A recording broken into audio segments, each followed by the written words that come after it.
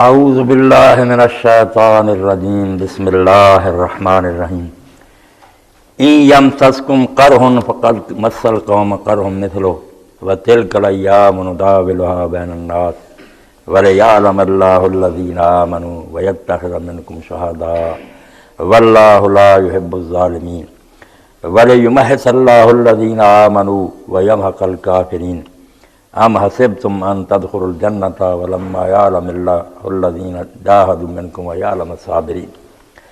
سورہ آل عمران کی آیات میں نے پڑھی ہیں۔ غزوہ احد کے بعد جو کچھ حالات وہاں پیش آئے ان پر تبصرہ کرتے ہوئے اللہ تعالیٰ نے یہ سورہ نازل فرمائی۔ غزوہ احد شوال 3 ہجری میں پیش آیا۔ اب شوال کا مہینہ گزر رہا، یہ جنگ احد اسی مہینہ میں ہوئی اور اس میں بہت مسلمان زخمی ہوئے۔ 70 بہت عظیم اور بزرگ صحابی رضی اللہ عنہم میں شہید ہو گئے اور ان کی لاشوں کا مسئلہ کیا گیا، ان کے حلیے بگاڑے گئے۔ اس سے پہلے میدان بدر میں اللہ تعالیٰ نے بڑی فتح دی تھی، یوم الفرقان قرآن نے کہا۔ عجیب بات یہ ہے کہ اللہ کے رسول علیہ الصلوۃ والسلام ساری زندگی کبھی بدر کو دیکھنے کے لیے نہیں گئے۔ جہاں فتح ہوئی تھی رسول کریم علیہ السلام وہاں تشریف نہیں لے گئے۔ پوری زندگی نہیں آتا کہ آپ کبھی بدر گئے، مگر احد پر جاتے تھے، ان شہیدوں کے لیے دعا کرتے تھے۔ اور جب یہ پہاڑ نظر آتا تھا تو اللہ کے رسول علیہ السلام فرماتے تھے ھذا جبل یحبنا ونحبہ، یہ پہاڑ ہم سے پیار کرتا ہے اور ہمیں یہ پیارا ہے۔ اب سوچنے کی بات ہے کہ یہاں آپ زخمی ہوئے، ساتھی شہید ہو گئے، وہ جگہ آپ کو پیاری تھی جہاں فتح ہوئی، وہ اس سے کوئی پھر لگاؤ نہیں رکھا۔ اسی کے بارے میں شیخ محمد افضل رحمۃ اللہ علیہ اپنی تفسیر المنار میں لکھتے ہیں، ایک ولی اللہ نے خواب میں اللہ کے رسول علیہ السلام کی زیارت کی تو پوچھا اللہ کے رسول اگر احد والے دن آپ پر چھوڑ دیا جاتا کہ آپ جیت چاہتے ہیں شکست تو آپ کیا پسند کرتے؟ تو آپ نے فرمایا شکست۔ اب اللہ تعالیٰ نے جو آیات نازل فرمائی ہیں ان میں بھی یہ عجیب فلسفہ بیان کیا کہ لوگ جب دیکھتے ہیں نا کہ نیک لوگوں پر مصیبتیں آ گئیں، وہ شکست کھا گئے، ظالم جو ہے وہ کامیاب ہوتا، تو اس سے عام لوگ جو ہے نا ان کا عقیدہ درست نہیں رہتا، وہ طرح طرح کی بدگمانیاں اللہ کے بارے میں کرنے لگتے کہ اللہ ہوتا یا اس کا دین سچا ہوتا، یار یہ کیوں ہوتا کہ برے جیت گئے۔ اور بلکہ کئی منافقین کو موقع ملا کہ جو کہتے تھے میدان بدر میں فرشتے مدد کے لیے آئے، وہ اب کہاں گئے؟ اب کہاں ہیں وہ فرشتے؟ بہت ایمان متزلزل کر رہے تھے نیک لوگوں کا۔ تو اللہ تعالیٰ نے فرمایا تمہیں کیا پتہ کہ اللہ تعالیٰ اس شکست کے ذریعے کیا مقاصد حاصل کر رہا ہے، اس ہار میں کتنے نفع ہیں، کتنی حکمتیں۔ تم نادانو سطح کو دیکھتے ہو کہ اوپر طلا تو محل موجیں ٹکرا رہی ہیں، خس و خاشاک سمندر کی تہ میں جو موتی پرورش پا رہے ہیں ان کا تمہیں پتہ نہیں نا۔ اس شکست سے جو کہ میرا وہ فتح سے نہیں، فتح سے آدمی مغرور ہو جاتا ہے، وہ اپنی طاقت پر بھروسہ کرنے لگتا ہے۔ شکست اس کو بتاتی ہے کہ اللہ کے سوا کوئی طاقت نہیں۔ اور جو جملہ اللہ نے اس میں فرمایا کہ وَلِيَعْلَمَ اللَّهُ الَّذِينَ آمَنُوا، اللہ نے یہ حالات اس لیے پیدا کیے تاکہ وہ لوگ نمایاں ہو جائیں، الگ ہو جائیں جو ایمان رکھتے ہیں۔ کھڑے مومن اور منافق جو ہے نا الگ الگ ہو جائیں۔ وَيَتَّخِذَ مِنكُمْ شُهَدَاءَ، اور اللہ یہ چاہتا تھا کہ تم میں سے کچھ لوگوں کو شہید بنائے، اللہ کو خود شہید چاہیے تھے۔ اب ہمیں حکم ہے کہ تم شہادت دو کہ اللہ ایک ہے، ہم کہتے ہیں اشہد اللہ الہ، سب شہید ہیں، سب گواہ ہیں کہ اللہ تعالیٰ ایک، مگر یہ ہماری قولی شہادت زبان سے کہتے ہیں۔ جو جان دے کر اس کو ثابت کرتا ہے کہ اگر مجھے ذرا بھی شبہ ہوتا اللہ کے ہونے میں تو جان سے پیاری بھی کوئی چیز ہے۔ میں میدان میں گیا، جانتے بوجھتے گیا، پتہ اب لوگ کہتے ہیں خود کچھ حملے کرتے ہیں، جہاں یہ بات ہوتی میں کہتا ہوں یار مقصد الگ ہے کہ ان کا کیا، یعنی اگر برے ارادے سے لوگ مارتے پھرتے ہیں تو برا، ورنہ نیک مقصد کے لیے اگر کوئی آدمی خود کچھ حملہ کرتا ہے تو آپ بتائیں جو جہاد کے لیے جاتا ہے وہ خود کچھ نہیں ہوتا، وہ پہلے اپنے آپ کو مروانے کے لیے جاتا، کسی کو مار سکے یا نہ مارے وہ تو فیصلہ کر کے جاتا ہے کہ مرنا پڑا تو میں مروں گا۔ تو اللہ تعالیٰ نے فرمایا کہ اللہ تعالیٰ کو شہید چاہیے تھے، وہ چاہتا تھا کوئی شہید تھا۔ تو شہید ہیں جو صرف زبان سے نہیں اعلان کرتے کہ اللہ ہے، اپنی جان دے کر مہر تصدیق ثابت کرتے ہیں کہ ذرا بھی اس میں شک ہوتا تو ہم نہ آرام سے اپنے گھروں میں بیٹھے ہوتے، ہمارے اپنے بچے پیارے نہیں تھے، ہمارے ماں باپ روتے تھے، ہم کیوں چھوڑ آئے ان کو، ہمارے گھر ادھر رہے تھے، ہم نے سب کچھ کو لات ماری، کیونکہ صدائے تیرے تو آمد ببد میں زندہ دلا، زندہ دل تیرے دیوانے اور پروانے بیٹھے ہوئے تھے، تیری طرف سے پیاری آواز آئی کہ مانتے ہو تو لاؤ اپنی جانیں میرے حوالے کر دو، میرے راستے میں جان۔ جب یہ صدائے دل نواز آئی، دلوں کو موڑنے والی آواز شہیدوں نے سنی، صدائے تیغ محمد ببد میں زندہ دینا قدام سر کے درو ذوقی سرود نما۔ پھر وہ کون رہ گیا جو اس موسیقی سے، اس راگ سے مست نہیں ہو گیا؟ وہ مست ہو کر چل پڑے، لوگ روکتے رہے، سمجھاتے رہے کہ مر جاؤ گے، برباد ہو جاؤ۔ انہوں نے کہا یار تم بیوقوف ہو، یہ بربادی کا راستہ نہیں ہے، کامیابی کا راستہ۔ تم جس زندگی کی بات کرتے ہو یہ تو ختم ہو جائے گی۔ جاننا دے وگرنہ آج تو بستانہ ددن، محبوب کے کہنے پر جان دے دے، ورنہ ایک دن موت نے جان لے ہی لینی، گھر میں رہے گا تو بچا لے گا۔ یہی جو منافقین کہتے تھے اگر یہ ہماری بات مانتے تو کیوں مرتے؟ اللہ نے کہا تم مضبوط قلعوں میں چھپ جانا، جب موت آئے گی نا اس وقت اپنی موت روک کر دکھانا، پھر سمجھیں گے کہ تم ڈرا ہے۔ مرنے سے کوئی بچ سکتا؟ کتے کی موت مرو کے بستر پر لیٹ کر ہے، یہ انہوں نے شہادت کی موت قبول کی، انعام پا گئے۔ ان کے بارے میں خیال بھی نہ کرو مر گئے، یہاں سے گئے زندہ، رزق مل رہا ہے، جنت میں مزے کر رہے ہیں۔ تو اللہ فرماتا ہے کہ ایمان والے الگ ہو جائیں۔ اب جو ہم کوشش کرتے ہیں، دین بھی کہتا کہ ایمان پہلے لاؤ، منوانے کی کوشش جو کی جاتی ہے کسی میدان میں بھی، اگر کوئی بحث کرتا کہ یہ مان لو یہ دوائی اچھی ہے، یہ نقصان دہ، تو بات اسی پر ختم ہو جاتی کہ ساری بحث کے بعد وہ مان لے ہاں میں مان گیا ہوں یہ اچھی ہے، کھائے نہ کوئی فائدہ ہوگا۔ مان گیا ہوں یہ زہر ہے، ماننے کے بعد کھائے جائے، مرنے سے بچے گا۔ منوانا تو ہوتا ہے کہ اس کے بعد اس کے تقاضوں پر عمل کرے، یہ ماننا جو پھر مطالبہ آگے کرتا نا وہ کرے۔ اگر آپ نے تسلیم کر لیا کہ یہ نقصان دہ چیز ہے اس سے بچے، اگر مان لیا کہ یہ اچھی ہے تو پھر اس کو اختیار کریں۔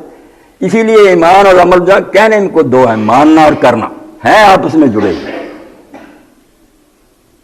لذت ایمان فزائد از عمل، اقبال کہتے ہیں جب آدمی پریکٹیکلی وہ کام کرتا ہے تو ایمان کی لذت تو پھر ہی بڑھتی ہے۔ مانتا رہے نماز میں بڑا مزہ، اللہ سے باتیں کہ جب پڑھی ہی نہیں کیا مزہ آئے گا؟ کھڑا ہو اور جیسے دین کہتا پر فإنما ينادي ربا، پھر ایسا ہوگا کہ جیسے تو اللہ سے راز نیاز کی باتیں کر رہا ہے۔ منہ سے کہتے ہاں میں نے مان لیا حلوہ، یہ کہتے ہیں میٹھا ہوتا بڑا، بھائی چکھتا نہیں کیا مزہ آئے گا؟ تو دین جو منوانے کے لیے اتنا زور لگاتا ہے کہ پہلے لوگوں کو منواؤ کہ اللہ ہے، قیامت ہے، تو بات اتنی نہیں کہ ماننے کے بعد لوگ بس آرام سے بیٹھے رہیں۔ لذت ایمان فزائد از عمل، ایمان کا مزہ اس وقت آتا ہے جب وہ آدمی کام کرتا ہے۔ مردہ ایمان کے نائب در عمل، جو عمل میں نہیں آتا وہ ایمان مردہ ہے، کچھ فائدہ نہیں، وہ مانتا یا نہ مانتا، جیسے ماننے والا بے عمل بیٹھا ہوا اسی طرح کافر بیٹھا ہوا، کوئی فرق نہیں پڑا۔ ماننے والے کا عمل تو اور چاہیے۔ اسی لیے اللہ تعالیٰ کہتا ہے کہ یہ شکست میں نے خود دلوائی ہے کہ تم میں سے مومن الگ ہو جائیں، کہ کون سچے دل سے اللہ کو مانتے ہیں، اور شہید اللہ کو درکار تھے کہ کچھ لوگ جانیں دے کر ثابت کریں کہ اسلام کی سچائی میں شبہ ہوتا تو ہم پاگل سے اپنی جانیں دیتے۔ اب اس غزوہ میں اسی لیے حضور کو یہ پہاڑ بڑا پسند تھا، ایمان کے جو مظاہرے ہوئے، لوگوں نے دکھایا کہ ہم اللہ کو مانتے ہیں، کیسے کیسے پیارے۔ اللہ کے رسول علیہ السلام جب ہجرت فرما کر آئے، قباء میں کچھ دن ٹھہرے، تو جس خوش نصیب آدمی کے مکان پر آپ کا مقام تھا وہ حضرت سعد بن خیثمہ رضی اللہ تعالیٰ عنہ تھے۔ وہ مکان ٹوٹی پھوٹی حالت میں ہوتے تھے، اب توسیع ہوگی نہیں رہے، ورنہ کلثوم بن الہدم اور سعد بن خیثمہ کے مکان میں نے دیکھا کہ ڈھہ پڑے بھی اب تک وہ یادگار کے طور پر تھے کہ یہاں حضور کا ڈیرا تھا، یہاں ملنے کے لیے لوگ آتے۔ تو سعد بن خیثمہ رضی اللہ تعالیٰ عنہ، اب ان کا کنواں بھی قباء کے راستے میں ہے، بند کیا وہ اوپر سے اب حکومت نے، ورنہ لوگ اس کا پانی تبرک کے طور پیتے، اور 7 مشقیں اس کی لا کر اسی سے حضور کو غسل دیا گیا تھا بیر غرض سے۔ تو حضرت سعد بن خیثمہ یہ بھی مومن تھے، ان کے والد بھی مومن تھے۔ اب جب جنگ بدر ہوئی تو باپ بیٹے کا جھگڑا ہو گیا کہ اس میدان میں میں جاؤں گا۔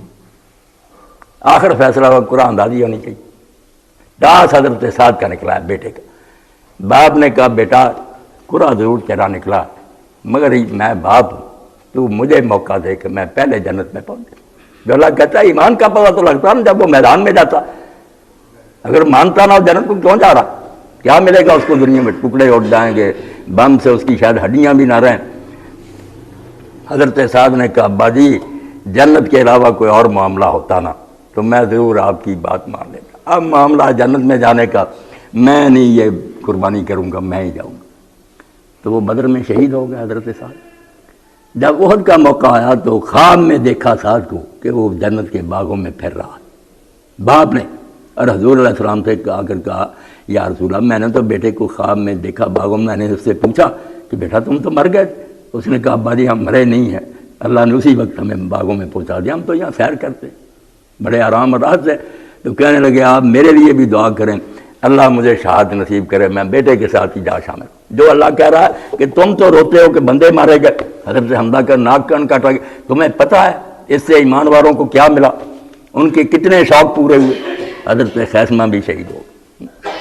اب عمر بن الجموع رضی اللہ تعالیٰ لنگڑے تھے، 4 بیٹے تھے، انہوں نے کہا ابا جی قرآن میں آ گیا کہ لنگڑوں پر جہاد فرض نہیں ہے، اللہ نے آپ کو معاف کیا، آپ نہ جائیں۔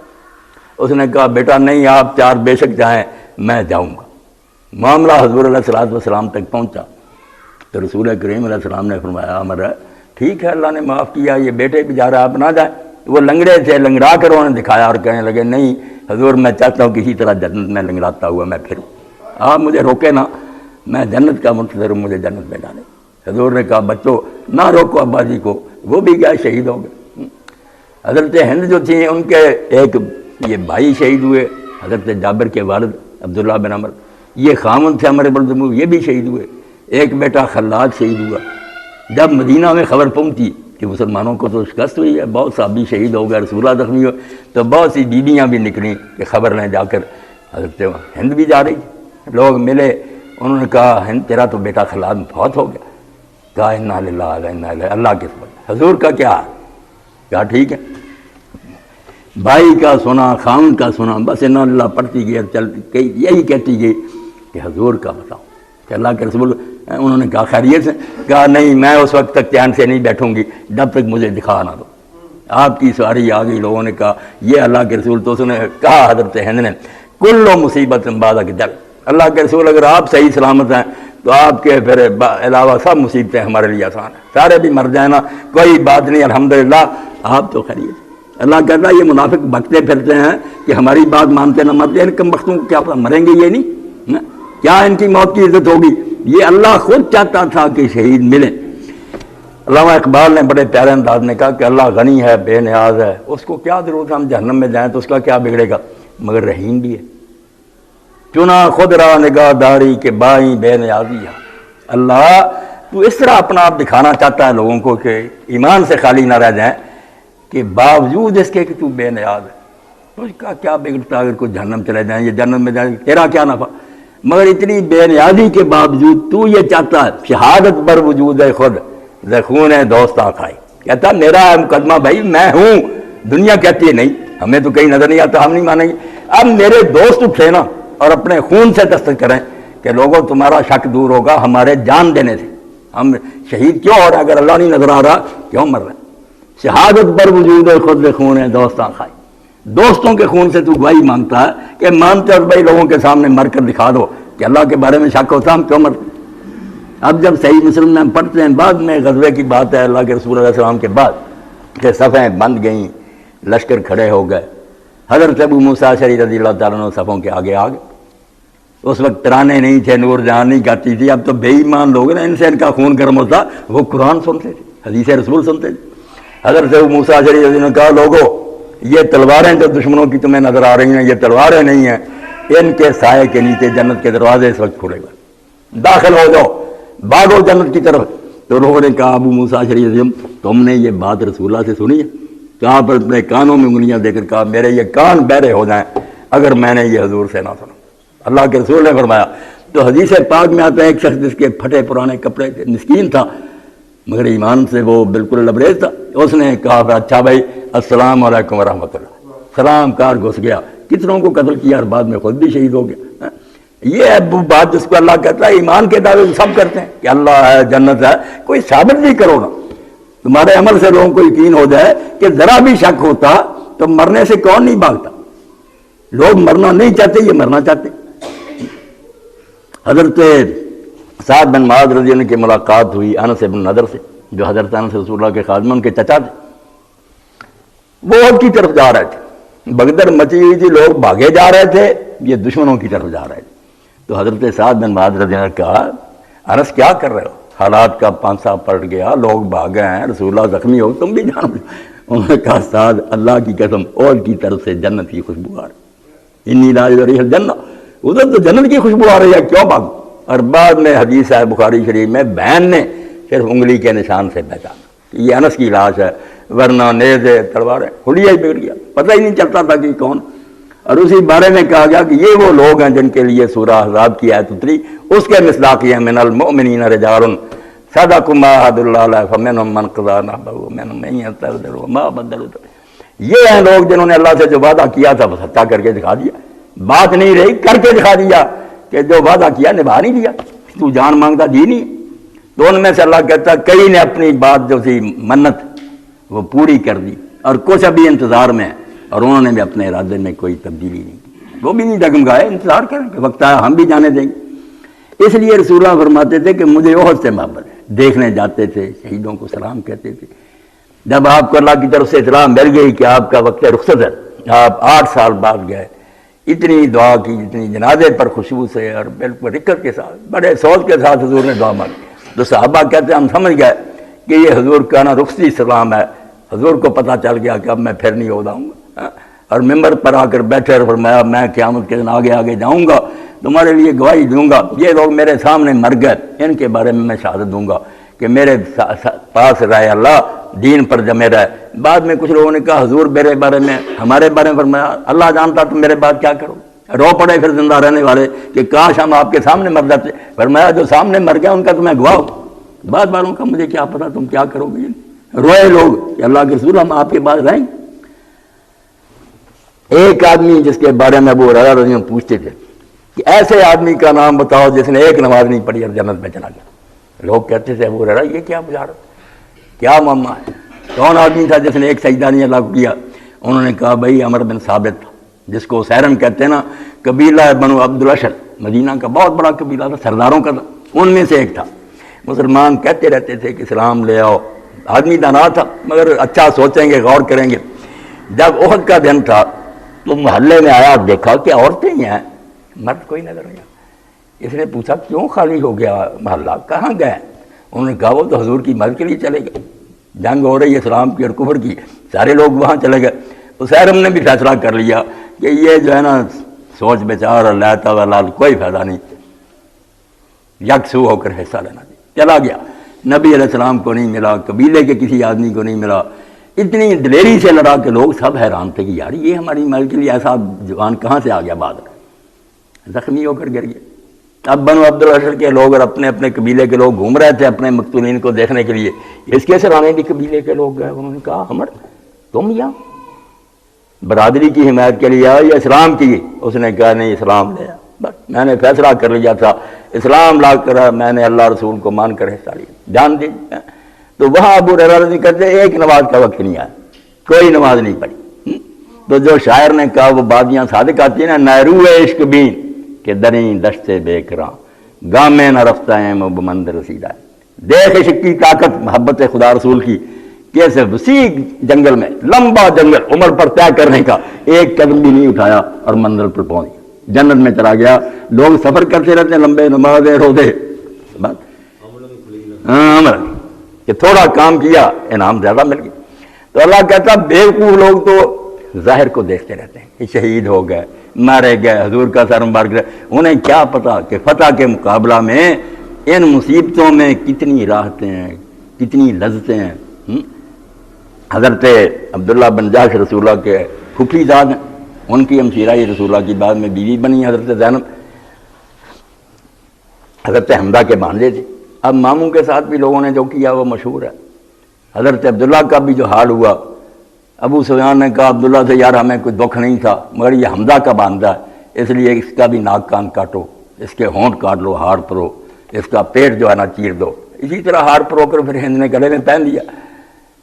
تو لوگوں نے کہا کہ حضرت ایسا ہوا، تو پوچھا آپ نے تو پتہ چلا کہ عبداللہ جب جنگ کے لیے جانے لگے تھے تو انہوں نے اللہ سے دعا مانگی تھی کہ اللہ کل میرا مقابلہ کسی زیادہ طاقتور کافر سے ہو، میں کمزور نہیں چاہتا جس کو میں قتل کروں، کوئی زیادہ طاقتور ہو، وہ مجھے قتل کر دے تیری راہ میں، میرے ناک کان کاٹے جائیں، میرا پیٹ چیر دیا جائے، اور قیامت کے دن جب پوچھے اللہ کہ عبداللہ تیرے ساتھ کیوں ہوا، میں کہوں اللہ تیرے لیے، تیری رضا کی خاطر میں نے یہ سب تھا، اس لیے یہ سلوک ہوا۔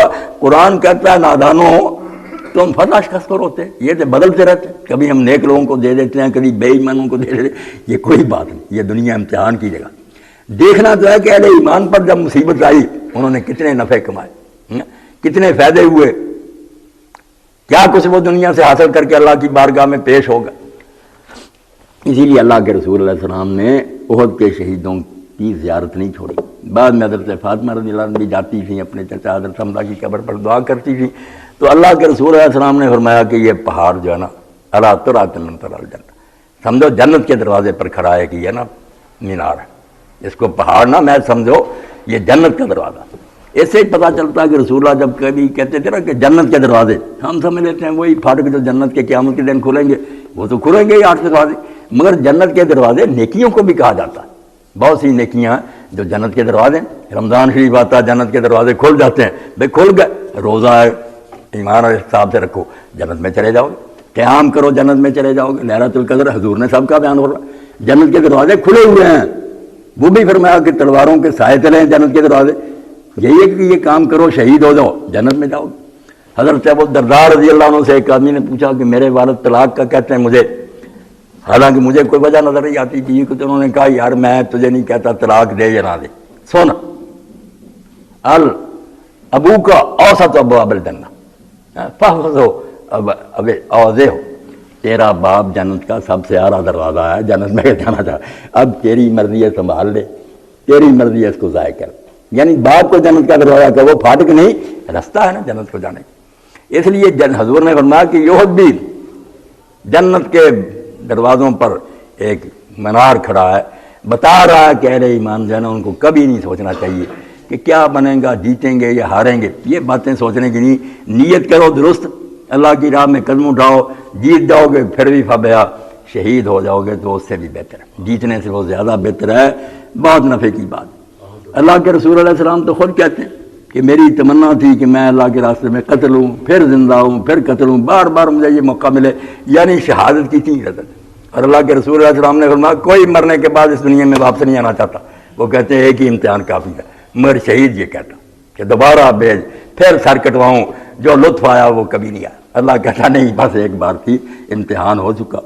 اور حدیث پاک میں آتا جب فتان قبر میں آتا ہے جو فرشتے پوچھنے والے ہیں، اللہ کہتا کیا پوچھو گے؟ جب تلوار چمکی تھی اور اس نے گردن آگے کر دی، اس کے بعد کوئی سوال رہ گیا؟ کیا پوچھنا ہے اس سے؟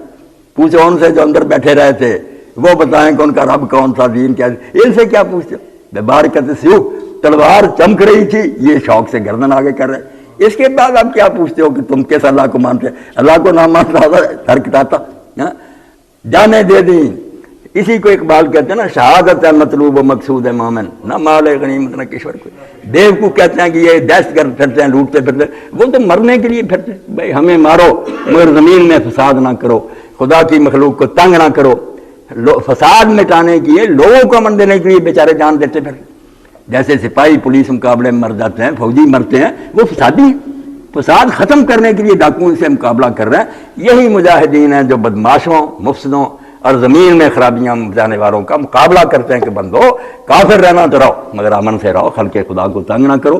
اب یہ دہشت گرد بن جاتے ہیں جو فساد کو ختم کرنا چاہتے ہیں۔ رومی رحمۃ اللہ علیہ نے بہت اچھے طریقے سے فلسفہ جہاد بیان کیا کہ ایک پاگل کے ہاتھ میں نیزہ آ جائے، آج کلاشنکوف سمجھ لیں، تو کوئی دانا اٹھے اور اس سے وہ کلاشنکوف چھین لے پاگل سے، تو یہ کوئی بری بات ہے؟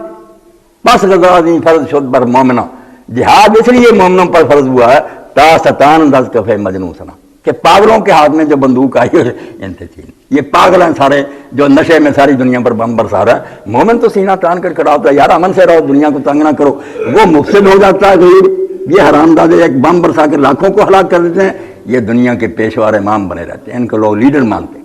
تو اللہ رب العالمین نے ان آیات میں یہ سارا جو ہے سورہ آل عمران کا اسی پر بہت بڑا حصہ مشتمل ہے۔ اللہ نے غزوہ احد پر ہی تبصرہ فرمایا کہ کچھ تمہاری غلطی بھی تھی مگر وہ ظاہری بات ہے، وہ بہانہ ہے، اصل میں اللہ خود شہید چاہتا تھا۔ اللہ کہتا ہے اصل میں بات یہی تھی کہ اللہ کو خود شہید درکار تھے، وہ مل گئے، اور ان 70 شہیدوں نے اپنے خون کی مہر لگا کر ثابت کر دیا کہ دین کی صداقت میں کوئی شبہ نہیں۔ اس لیے ہمیں شہید نہیں کہا جاتا، حالانکہ ہم بھی کہتے ہیں اشہد اللہ، لغت کے لحاظ سے تو ہمیں کہنا چاہیے، ہم بھی گواہ ہیں۔ اللہ کہتا ہے یہ زبان کی بات ہے، یہ آسانی سے ہر کوئی کر سکتا، اصل میں وہ مانوں گا میں شہید، گواہی دینے والا جو جان دے کر ثابت کرے گا۔